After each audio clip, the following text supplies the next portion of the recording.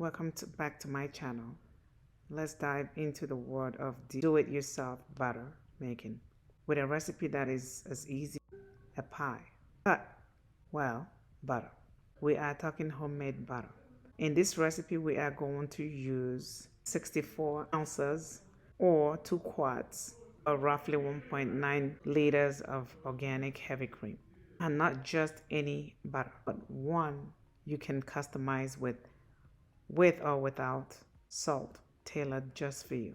Like I said, 64 ounces of organic heavy cream. We're going to prepare the butter in the KitchenAid sand mixer with whisk attachment.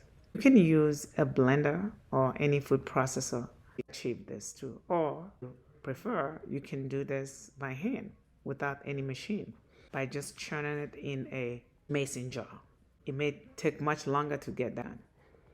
We're also going to add 10% of the weight of the butter that we want to salt using Himalayan salt. And we're going to need a glass container for storage. All right, let's get to the business of making the butter. First, be sure to shake your heavy cream very well in order to mix it, because sometimes fat separates from the actual cream. So after you have shaken it well, we now pour 64 ounces of heavy cream into the stand mixer.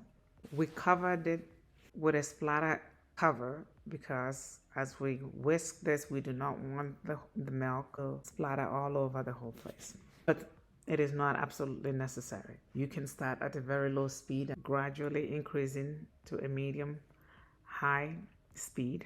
As you whisk, you will find out that the heavy cream transforms itself. First, it turns into whipped butter, but it doesn't stop there. It continues and then become very heavy whipped cream. But don't stop there. Keep it going until the mixture separates into butter solids and buttermilk. At that point, that's when you want to stop it. You do not want to continue to whisk it because you don't want to over whisk.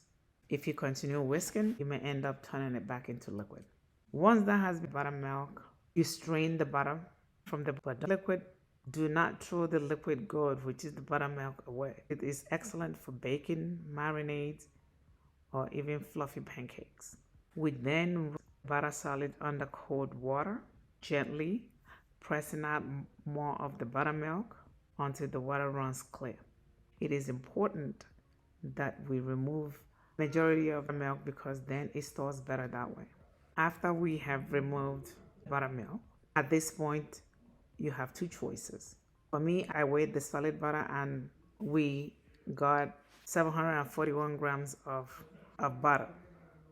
I then proceeded in dividing the butter into 300 grams and 441 grams.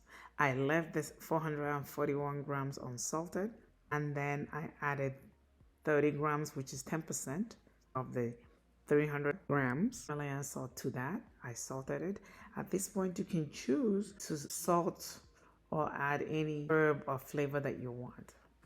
This is where you can get creative with your butter. And we then place both the salted and unsalted in a glass container for storage. Now you can choose at this point to put it in a parchment paper or wax paper. Butter will probably store well in the refrigerator for about 2 weeks. Or if you prefer to store it for longer, you can put it in the freezer for longer storage.